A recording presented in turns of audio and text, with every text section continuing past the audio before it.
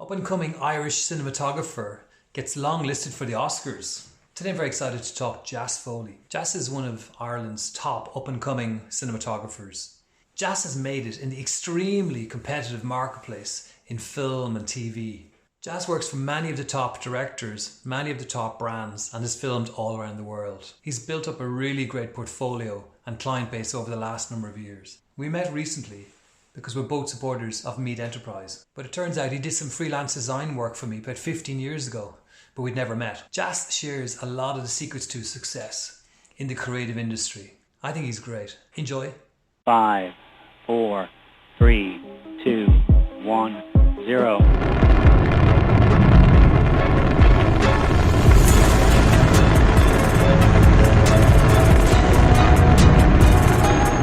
Welcome to the Selfmaker Show. This is your host, Conor Lynch.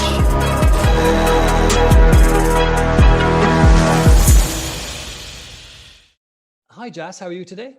I'm not so bad. Thanks for having me. My pleasure. It's really nice to talk to Jass. You've got a really great profile, done a lot of outstanding work. But turns out we actually bumped into each other online many years ago, which we only just kind of realized when we started chatting. Turns out that you might have done some Bebo skins for me like quite a while ago. That's right. And you remember that. In the days of people. Oh yeah, a lifetime ago. A lifetime. And did you do much freelancing on Bebo and around that time? Maybe what was the start? I was like 15 or 16 at the time. I was in school. I was doing all sorts of media stuff. Like I started designing websites when I was 7. So Really? that's I think that's why my website, the jassfoley.com domain, I've owned it for like 22 years. So it's number Wow. 1 on Google on longevity. Yeah, wow, that's really impressive. 22 years in the personal branding space is I think I did my first personal brand website about 1999, so 21 years ago. So you beat me. Wow. Oh. Well done. So fast forward then, after doing some of the Bebo skins, etc. You did a lot of work into, director of photography, cinematographer. You have worked in film, in television, in advertising, etc. Maybe tell us a bit more about what you're up to right now. Okay. Well, right now, the whole year was in flux because of COVID. That it was queued up to be a nice one where the film industry in Ireland is doing quite well at the minute. That I had 2 feature films and a TV series lined up for this summer. And unfortunately with COVID, they hit the wall. So I think one the TV series and one of the feature films is pushed to next year. And one of the feature films was actually about a post-apocalyptic society after a pandemic in Ireland. So that's just not happening. It's just not, there's no market for that. We've lived through it. So at the minute, once back in June, when things started to open back up again, the industry got back going and back on its feet. And it's really been a run of advertising, of both online and TV, as well as music videos and documentaries. So there has been kind of a pent-up demand that has been unleashed in the film and TV industry, and also with companies trying to get back on their feet, get back out there in the marketing and PR spaces. So yeah, that was my main interest, and my career has been in advertising and marketing and communication. So I look at the client list that you have worked for, and it's like a blue chip global brands. You've a tremendous amount of experience. So tell me about maybe some of the projects that you've worked on, maybe this year, last couple of years, that you're most proud of, and that kind of tell us about how it works. Yeah, sure. Well, look, as a director of photography or cinematographer, both terms apply to what I do, that I work across, because I work across film, television, and advertising. I get to do such a range of things. I do on one end of the scale. I do documentaries where, say, it's myself and the director, and everything we need has to fit in 2 backpacks, and we're dropped into Mozambique or dropped into the Indian Ocean, and just did a project there where a documentary on the Mozambican fishing industry, whereas myself and the director spent 3-4 weeks in a lifeboat adrift in the Indian Ocean, which was not pleasant at all at the time. And I go from that extreme. I think I came back from that trip, and a week later I was shooting a TV ad for Super Value, where I can remember the film camera on my shoulder, and I'm just going to kneel down for this shot. And I just knelt down. And before my knee could hit the ground, an assistant had a little cushion under my knee. So these are the two extremes at which I operate. And like that, what's happened in the last little while, up to before COVID, we had that series in Mozambique, had a feature film, Violet Gibson, which was about the Irish woman who shot Mussolini, that premiered just before the lockdown. Yeah. And it's just waiting for cinemas to get up and going for its release, which is a fascinating story. It was a period drama set between the 1920s, 30s, 40s, 50s, which was fabulous to shoot. That we shot across Italy, across London and the UK and Wales, and then a lot in Ireland as well. That it's just a fascinating story of the Irish woman who shot Mussolini in 1926 and what could have been. So that was fantastic to work on that. And then in terms of ads, I think on TV at the minute we have the Chef campaign is out at the minute with Paul McGrath. That was a fun one, and just finished campaign for Standard Life, which should be out, I think, this week, as far as I know. You might see it out and about. Great. So would you have a preference of film and television, or commercial work? Do you love them both? Well, this is the thing. I couldn't choose. Well, I'm doing them all, so I can't choose between which one is one I'm going to prefer. The way I look at it is, when I'm working on, say, a documentary or something that is on a smaller scale, it means that the amount of control I have is, if I want to move the camera, I pick it up and I move it, and I'm more free flowing in terms of the creativity and what I can do, and it's very reactive, which I love. But then on the other end of the scale, what you can achieve on a larger set, if you have a crew of 100 people there and it's been planned to within an inch of its life in pre-production, and you know what you're trying to achieve and the vision that you're, for the director, that you're trying to create, it's just amazing how you can move mountains to make something happen exactly the way it needs to happen. So there really are two extremes to it, and I'll go with something bare bones for a while and I love it, and then I'll maybe be tired of that and I'll go to something larger and I love the scale of it, but then get frustrated when it takes a team of 4 people to move the camera 3 feet over there. So how do you pick up work then? It's obviously two different markets as such, that people that hire you. How does that work? Like, because you work solo, so how does all that team building work? Yeah, so I'm a freelancer, that I work with various production companies, through ad agencies, through film production companies, but a director of photography, just to put into context what I do, on a set you'll have the producer, and they're the person that is financing, organizing, producing the final project. You have the director, and the director is the person who's the captain of the ship, and it's their vision that you're trying to achieve, and they lay down the vision of what you're trying to achieve. And as a director of photography, I'm the next step down, and I'm in charge of all the visuals. Everything that appears visually on the screen, it goes through me. So I'm working kind of in partnership with the director, where we are trying to interpret what the director is trying to do, and then I'm realizing how to actually implement it. So it works on kind of a scale where I work with some directors who will say, have everything planned within an inch of its life, where not only have they a storyboard, they have a shot list, and they will have built a model of the set that they're building, and they will walk me through, okay, the first shot is going to last 3 seconds, this camera is going to be exactly here, it's going to move from here to here. The lens is going to be a 32 millimeter, and that's that. Next shot, we're over here, and and that's wonderful. I'm implementing. Then on the other end of the scale, I work with some directors who will approach a scene and say, well, the character is feeling sort of like this, but I want the audience to feel like that about them. What do you think? And I'll have to go through the 10 different ways that you can represent that and work with them to figure out which is the right way for that scenario.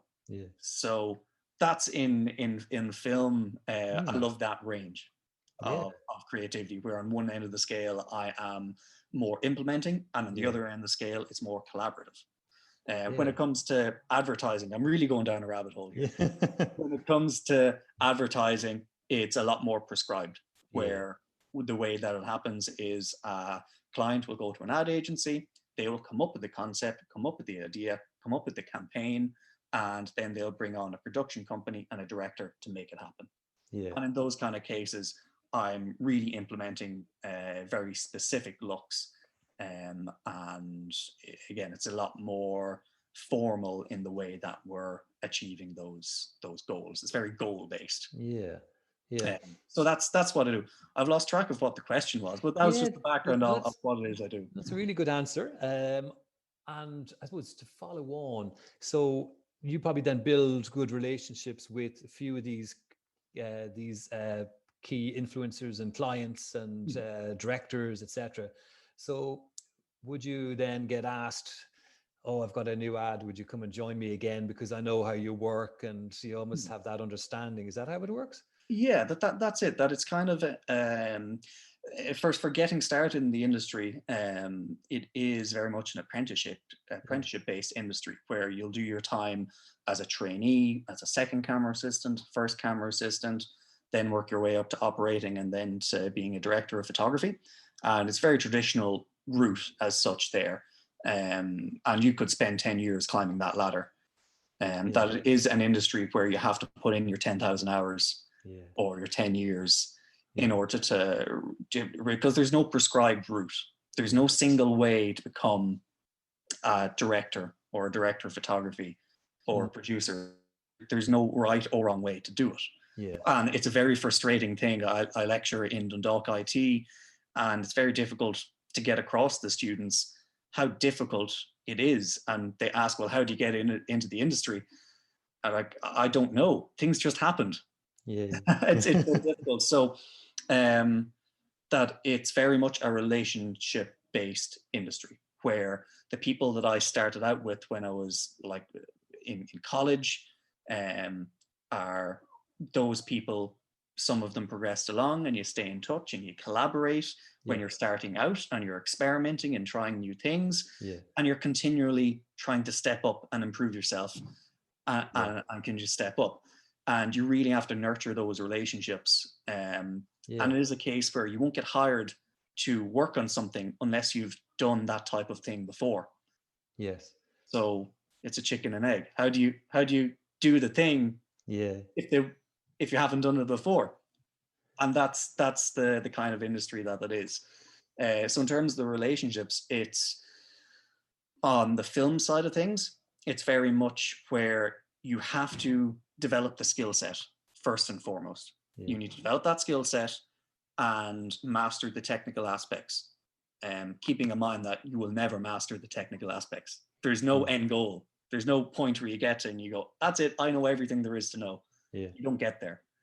So you're continually trying to improve your skill set. And then it comes to a point where you get a reputation that you've created work at a certain scale. And at that point, the technical goes out the window, and it's more about the relationship. Where people, if you're going to say, be working on a film for 9 months with somebody, you want to get on with them.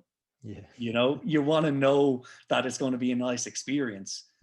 And that's as important as anything else. But you have to have the technical knowledge in place, and then it comes down to your relationships. And in terms of how that happens, it is for film. It's going to film festivals. It's going to industry events.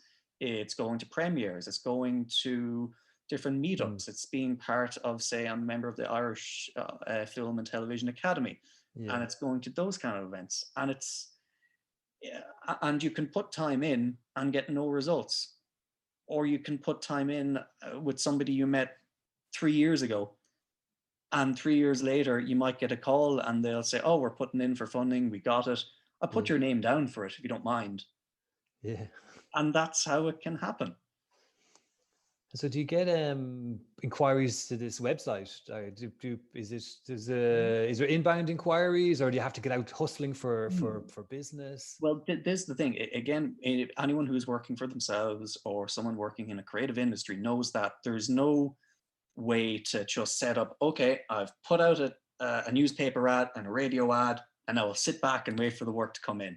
Doesn't work like that. So you have to have so many different prongs of attack, so many hooks in the water. I'm running out of sayings here. But you have to have so many avenues open where I am going to, and it is a hustle. I'm going to film festivals. I'm going meeting people. I'm emailing people and not asking for work. I want to go and get to know someone. I want to go out and get a coffee with them. I want to go and meet up and have a chat about the industry, talk shop. And it's something that you can't force when you're going that way. And that's kind of a direct thing that you're always kind of percolating over. Then I have my social media presence where I'm showing behind the scenes of the jobs that I'm working on. And that's a full-time thing, keeping that up and going. Then I also have to maintain my website. And anytime I do a job, I need to be sure to get the link to it, to update my website, and which is frustrating because a film I shoot in 2017 comes out in 2021. And suddenly that work is the latest project that's out, but I shot it 4 years ago, and I'm like, oh, I'm so much better now than I was then. And there's that little bit of frustration, but you have to keep the website up. And actually, a big thing for me in terms of international work that I get in, it comes through my website. And that's through really carefully curating my SEO. And when you Google Irish Director of Photography, I'm on the first page. Great. And that's through managing the SEO and because my website is there for 22 years in different guises, but that domain is there. And I would say that a lot of work from America for American commercials that are shooting in Ireland and for American films that are shooting in Ireland, I get through my website. So it's about the image that I project is quite important in terms of the outward. The people that will meet me and chat with me and make an impression and have a laugh and have a bit of crack. And that's one thing. But when I have that chance of someone is literally a producer in New York is Googling Irish Director of Photography, they're on a deadline, they have a shoot, the first person they see that they like is who's getting the call. And then that's it, grab them and hold on to them. And that is it. And it's such a fickle thing. But it gets me work. That's great. And it's so very, very interesting then that you were in doing websites so far back, but you decided like to be developing websites as a kid and then not go into pure tech. It's quite interesting. You went off, but it's very useful to you to have those skills. Absolutely. But when did you kind of decide, okay, well, actually, I do like doing websites, but I much prefer, filming? Well, again, it was a case where I went backwards into the film industry. That I started in photography when I was a kid and got into photography in my teenage years and got my first job at a photography agency when I was 17, when I was still in school. And like I spent my communion and confirmation money on my first professional camera. And I worked in that, and that was working in sports photography. And from that, I went to college in DCU. And what I got from the college experience was kind of the people around me in the course, that network of friends, of people. And through college, I specialized in photography, but I still went to all the film lectures on the film course. I went to all the radio lectures, learning the tech of that. I was just into every aspect of tech. And it was photography was my thing, but then lighting was my thing, and lighting was my main thing that kind of set me apart when I was in college. And so when all my friends who were doing the film were doing their college projects, they'd ask me to come in and do the lighting, Yeah. and which I was very happy to do. Yeah. And as it happened, I think for one of my friends' thesis project was like a music video for some band, and they asked me to come in and do the lighting and to help with the lighting and some of the camera work. And unbeknownst to me, the lead singer in the band was a producer at RTE, and he asked me to come on board for a TV series at RTE straight out of college. Yeah. And that was my leap into television, and then from there into film and into commercials. Excellent. So that was a huge breakthrough. Any other kind of big breakthroughs that you remember moving through those 10 years? Well, I mean, that was the thing. It's when I look back at, I can trace exactly where I am now and just go backwards and see the different breaks that I got along the way and things that you wouldn't think much of. Yeah. And how it led on to so much more. So I can do a direct line from me being a lecturer back to that job straight out of college, where that job, the straight out into RTE, was a music show called Under Ether. The co-producer on that asked me to be a focus puller on a short film that was being done by a brilliant cinematographer, Mark Macaulay.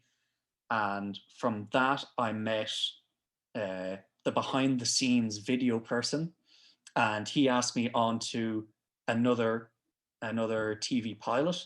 And from there, I met Mia Malarkey, brilliant director, a lot of my camera assistants that I worked with for years after.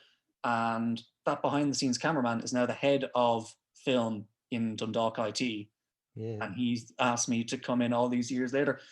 It's amazing how I can pair back those things. But the thing that I say to the students in Dundalk is that you don't know which connection is the one that's going to lead on to more. Yeah. So you have to do them all. Yeah.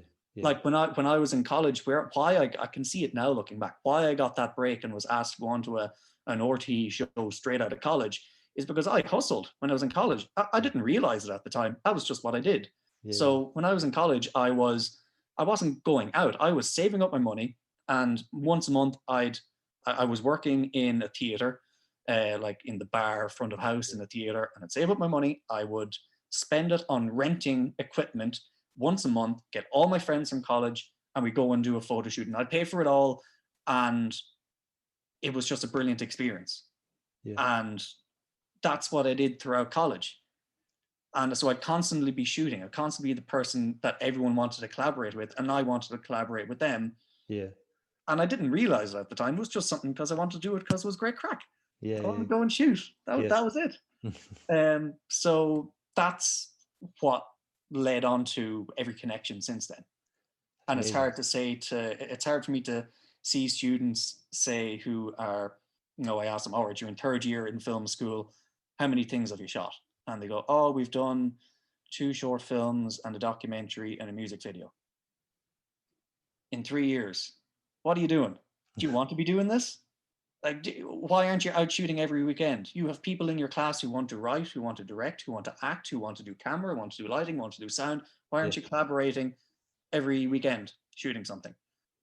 And it is, I'm really getting off topic here, but I'm going to keep going. No. It's something that it was a cinematographer, Jeff Boyle, who was one of the biggest cinematographers in the world. A great interview with him where he said students in college no one tells them how difficult it is. And this goes for every entrepreneur, every person starting a business. For kids in college, nobody says the film industry is hard and how hard it is. And how the number of people who graduate from film school every year is the same number that works in the entire industry. So the industry is replicating itself every year. Where are the jobs that, if you're lucky, 2% of graduates from film will get a job in the industry? And the job that they get will be making tea and coffee. And you'll be doing that. Again, a friend from college who I just saw last week, he moved to Canada 2 years ago, decided clean break. He wants to start in film, never worked in film. He just got last week, after 2 years, he has done his 240 days as a trainee. And that's not 240 days continuous, 240 days over the course of 2 years as a trainee, making teas and coffees, gets him his union card to become a second assistant. Yeah, my God.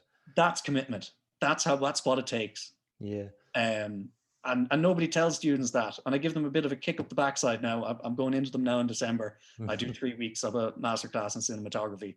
And, it fires some people. It makes some people, despondent, but it fires up some. Yeah. And again, if there's people, I know this is for people who are self-starters, they'll recognize that. Yeah. Very good. So you're also doing some work, which is where we bumped into each other with Meath Enterprise. So we're both from Meath, and one from Kells, one from Oldcastle. No rivalry. And so you, what are you doing there? Because there's exciting plans in Meath Enterprise. Yeah, that Gary O'Mara, the CEO of Meath Enterprise, had asked me to give him some advice and help out with the project that he was starting in the Media Lab. So it's a place where he is putting together an infrastructure in terms of equipment and in terms of a place, a hub for people who are maybe starting out their own business or want to step up their business in terms of how they are creating their social media content, their video content, and really the imagery that's representing their brand. Yes. So he's creating a space that has a studio, as well as all the video, camera equipment, sound equipment, lighting equipment, and editing bays on high-end computers that people can, when it's set up, will be able to come in, do a course, learn how to use this equipment, then be able to take it out, use it, and be able to benefit from the kind of step up in your brand image that can give you. Yeah, so so you're training lots and lots of up and coming people in the industry, which is great. But you did talk before about, you mentioned visual psychology, which is probably something that you talk about in your classes. Do you want to maybe explain a little bit what you mean by that? Yeah, absolutely. So when I'm approaching any project, whether it's particularly in film, but also I'm going to adjust my lighting here. I'm getting a little bit bright. There we are. In film, but also in advertising, this is how we approach things, is from a psychological point of view. So when I'm working with a director and deciding, say, on a film scene, we can construct everything in that frame, everything you see on the screen. And it's something that a layperson watching a film will not really fully appreciate, that everything you see in a film on screen is constructed and is intentionally exactly the way it looks, that nothing is for chance. So as a director of photography, as a cinematographer, I'm in control of those visuals. So I can make an audience feel any emotion about a character visually. And I can make the audience feel a certain way about that character. I can tell you everything you need to know about the world around that character and how that character is perceived in the world by the choices I make in terms of my lighting, in terms of my camera and lenses, in terms of production design. When you see someone on screen in a film and they're wearing a red jumper, do you think they turned up on set one day and they just happened to be wearing a red jumper in a scene where everything else around them is green? That doesn't happen by chance. And we manipulate audiences massively when we're making these films. And when it's done well, the audience won't notice. But also, you can hit an audience over the head with cinematography if that's the effect that you want to have. And I really love that aspect of taking those kind of concepts and applying them in advertising. Yeah. So when I am doing an ad, say, for SuperValu, again, you can look at my website and see some of the ads. I'm doing an ad for SuperValu with, say, the Happy Pair. Every way that both the Happy Pair and the brand and every product that appears on screen the decision is made in pre-production, in planning, how everything is to look, how it's to come across, what emotion the audience is supposed to feel about them. And I'm then implementing that visually to achieve that. So it's a really high concept thing, or it feels like a really high concept thing, but you can start to apply that to your own brand and your own imagery. So if you are a brand, say, that is, say, something organic, something kind of, if you're a small producer of, say, foodstuffs, you may perhaps want to present your brand as being honest to goodness, as being natural, as being untainted, as being artisanal. And you can start to say, when you're doing your social media content, you don't want to be wearing bright red or electric blue. You want to be wearing earthy tones. You want to be wearing flannels. You want to be doing that. In terms of when you're presenting yourself and doing a video, where I am right now, this is not artisanal. This is all white in the background. The light is really harsh on me. This would not be very good for, say, someone who makes a small batch crisps or small batch food product. And we can see that looking at me right now very clearly. But when you are planning for, even if it's something small as, say, your ongoing social media images and videos, you really have to think about that. You have to think about, I'm in a very sterile environment here. And say, if you're on the floor of your factory, that's not the place to be pitching your artisanalness. So it's choices like that. And that's what cinematography is. You have to realize that you have full control over how you're presenting your product. And it's in pre-production. Like, it might be as simple where you mightn't think it's a big thing for, say, your day-to-day social media posts, but maybe have a sit down and have a think and plan. Okay, how do we want our brand to be perceived? And maybe put together a little brief for whoever is doing your social media. Or it might be a brief if there's, say, 3 of you partners in a business. You want to have all 3 of you singing off the same hymn sheet in terms of how you're presenting the company. So that's sitting down and putting together a little brief for yourselves in terms of how might you be best dressed? Where is a good place to be doing your videos? Is it, say, again, I'm down the agricultural route here. Is it better to be on a processing floor of a plant, or is it better to be out in the field meeting a farmer, meeting a supplier? And that might seem like a production thing, but that's a cinematography thing. That's choosing the visuals.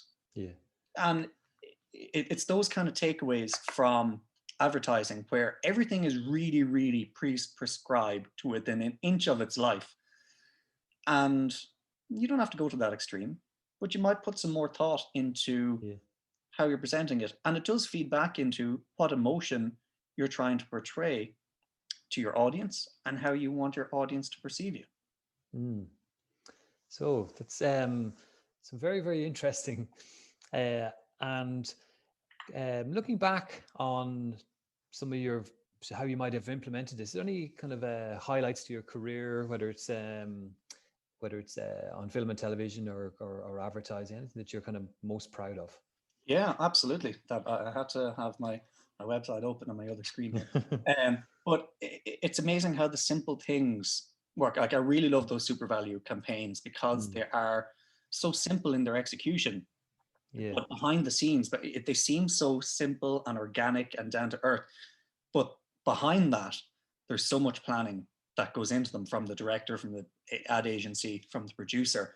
And yet it's a success, but nobody notices that, which is wonderful. And a particular success at the minute is a short film we made a couple of years back called A White Horse, which we made with no money.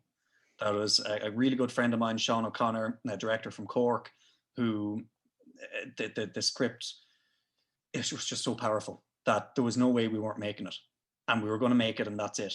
And so Sean got support from the Screen Directors Guild of Ireland, and he paid out of his own pocket for everyone's expenses and got it made. And that film is now longlisted for an Oscar for the 2021 Academy Awards. Wow. And I've done short films with really large budgets, and they're wonderful and they're great, but they don't gain traction. And this was a case where the story was such an emotional story, such a powerful story, but it's something that addresses an issue that is pertinent to society. And it's amazing how far that can go. And that's really fulfilling for me. And that's why I say do documentaries. Yeah. And one that stands out is the one I did with Mia Malarkey, a fantastic director, where we did about Taxi Watch, who were in Kilkenny. There were a group of taxi drivers where one night, the taxi driver over Christmas saw someone standing on a bridge about to jump in the town of Kilkenny, city of Kilkenny, and he talked the person down and got them to safety. He went back out on the road an hour later, and on another bridge in the bypass of the town, he saw another person about to jump, and he talked them down and saved them. And it was just wonderful to follow that over the course, filmed over the course of a year, here and there. But over the course of that time, they saved 170 people. Wow. And that's physically pulling from the river, as well as giving support and getting them to where they need. And that film, it was just a short documentary that went around the world. And because of the impact that it had, now Taxi Watch that is set up, they have trained hundreds of taxi drivers, and they have also trained the Gardaí around the country in how to deal in a first responder type situation to these kind of incidents. And that's something where it was a short film where the director, no money, no funding, just did it because there was that personal connection. It was such a powerful thing, and you can see really amazing results out of it. And it's that when there's passion involved with a project, it's just incredible. That's brilliant. So I think you have pretty much, when we did encounter each other many years ago, I was doing the same. It was a passion project. It was selling t-shirts. It was a bit of design. It was a bit of exploring a very early stage social media. So I think there's a lot to be said for people exploring their passion and just, getting out, making something, make it, show it to friends, and just try and build up that reputation as a maker and make things happen. But is there any other recommendations for you for people in their career? They're going out on their own to kind of being their own business, because you obviously got all the skills, and we've ran through becoming an expert and all the hard slog and networking, etc. Is there any other kind of tips you maybe have for you as a business, and how you keep growing and stay in business for so many years? It's such a great achievement. Yeah, well, that's the thing. In terms of a business point of view, I'm a freelance person. I'm working on a day rate. And that's just it. So really, I need to do a certain amount of days. But you can't predict that. And it is kind of an industry that goes up and down. You'll have a feast and a famine. So in terms of myself, I invested heavily in equipment several years ago. And that stepped me up in terms of how I'm perceived. And now the equipment made a lot more money in rental than I did in my day rates. But now it's developed where that step up helped me step up in my career. But now I've moved on to the point where I don't rely on that, where I will rent whatever piece of equipment I need. And it's more about the knowledge and the expertise I'm bringing to the job. That is what people want. So it is a case where there is no single route in. I know I had, just in terms of being a freelancer and being in a creative industry, the one person that really was a big influence on me when I was starting out was Chase Jarvis.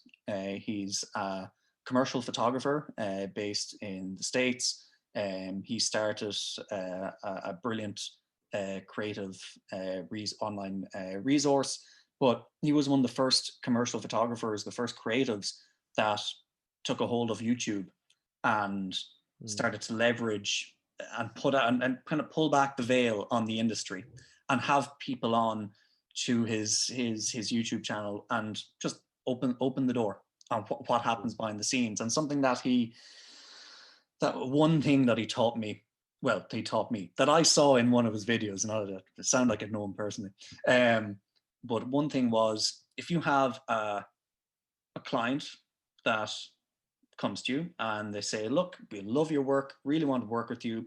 We have €500 for this project. I know that's a small amount, but look, if we make it up in the next one, that is going to lead on to so much more. And you do it. And then down the line, they have a €5,000 project. Are they going to go to the €500 guy? No, they're going to go to the €5,000 guy. And that was a harsh lesson to learn. Yeah. And just on the business side, it was a big thing where when you're starting out and you say are at an earlier stage in your career, you're doing projects that that it's in your interest to be doing them, because you're growing, you're learning skills by doing these projects, you're increasing your brand, and there's a point where it's in your interest to be working and creating and getting your brand out there and to be seen to be working and to be seen to be successful. But then there's that tipping point where you have gained the skills, where you have your brand out there, where you are confident in what you're doing and the product that you're delivering. And it's very hard to upsell an older client into a higher end you. Yeah. And it is a case where I did have a point several years ago where I found I was spending like 80% of my time dealing with 10% of my clients. I had some clients that just took up all of my time, but I wasn't getting the return out of it.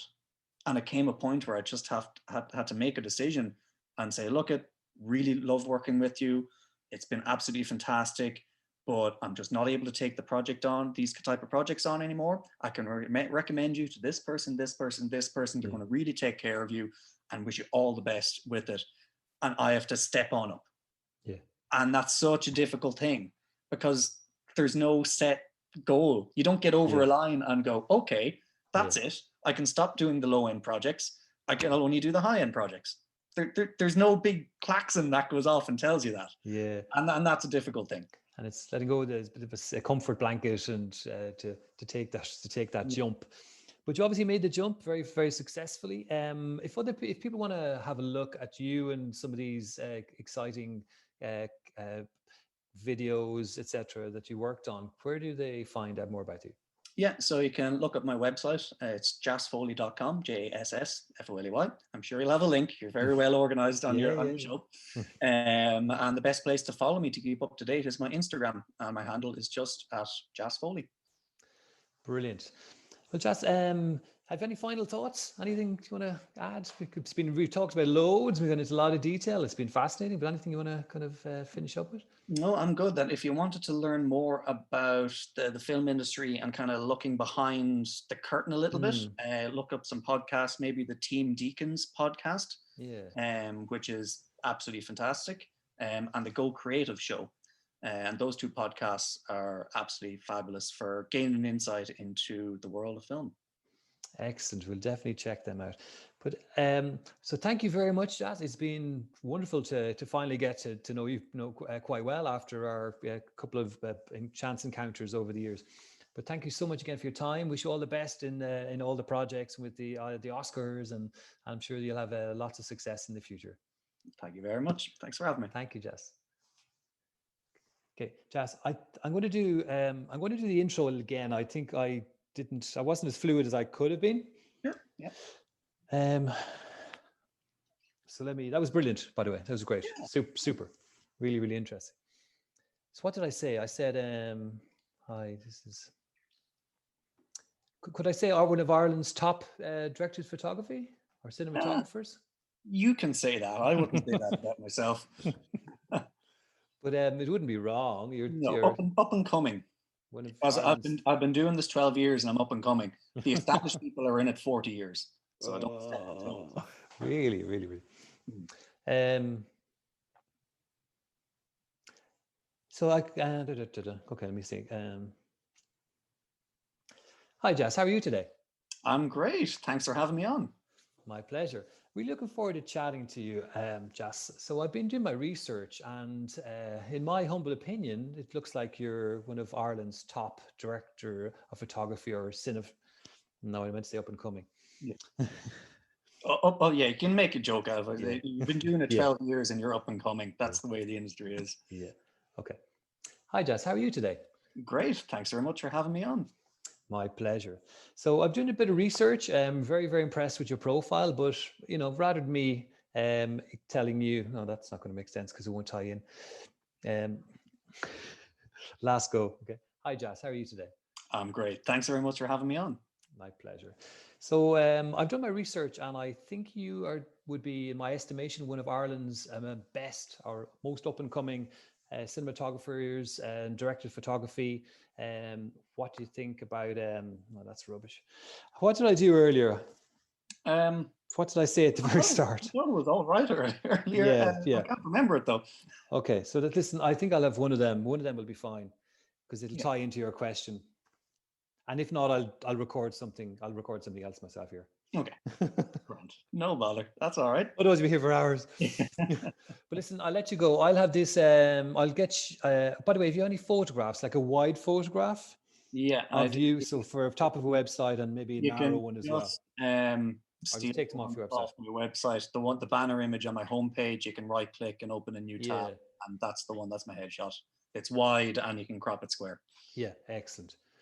Okay, listen, thank you so much. My pleasure, and I think we'll probably encounter each other in Meath anyway, with Gary. I'm looking forward to seeing what you get up to down there. Cool. Have a great day. Thank you so much. Thanks. Bye-bye. Thanks, Jass. Bye-bye. I hope you enjoyed this conversation as much as I did.